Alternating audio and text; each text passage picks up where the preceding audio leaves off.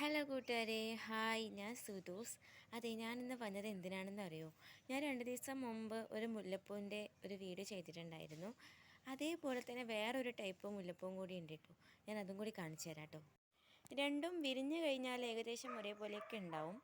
പക്ഷെ എന്നാലും നമുക്ക് അതിൽ ചെറിയൊരു ഡിഫറൻസ് ഉണ്ട് കേട്ടോ. അത് ഞാൻ കാണിച്ചു തരാം.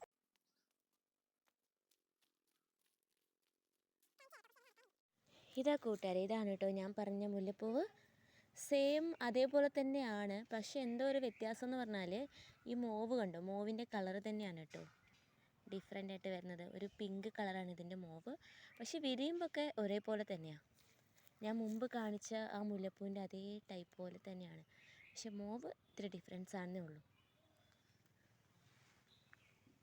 ഇതേ കണ്ടോ, മോവിലൊരു പിങ്ക് കളർ ഉണ്ടാവും. പക്ഷെ വിരിഞ്ഞു കഴിഞ്ഞാൽ അറിയില്ല കേട്ടോ. വിരിഞ്ഞു കഴിഞ്ഞാൽ പ്യുവർ വൈറ്റ് ആയിട്ടായിരിക്കും കാണുന്നത്. ഒരു മൂന്നാല് 7 ഇതളോളം ഉണ്ട്. പിന്നെ ഇതിലൊരു 7 ഇതളോളം ഉണ്ട് കേട്ടോ. ഇത് നല്ല മണമുണ്ട് കേട്ടോ. ആ മുല്ലപ്പൂവിൻ്റെ സെയിം തന്നെയാണ്. ഞാൻ അതും കൂടി ഒന്ന് കാണിച്ചു തരാം കേട്ടോ. ഇതാണ് ഞാൻ അന്ന് വീഡിയോ ഇട്ടിട്ടുണ്ടായിരുന്ന മുല്ലപ്പൂവ്. ഞാനിപ്പോൾ കാണിച്ചതും ഇതും സെയിം പോലെ തന്നെയാണ്. പക്ഷെ ഇതിൻ്റെ മോവ് മാത്രം വ്യത്യാസമുണ്ട്. ഇതിൻ്റെ മോവ് കണ്ടോ, പിങ്ക് കളറല്ല, പ്യുവർ വൈറ്റാണ്.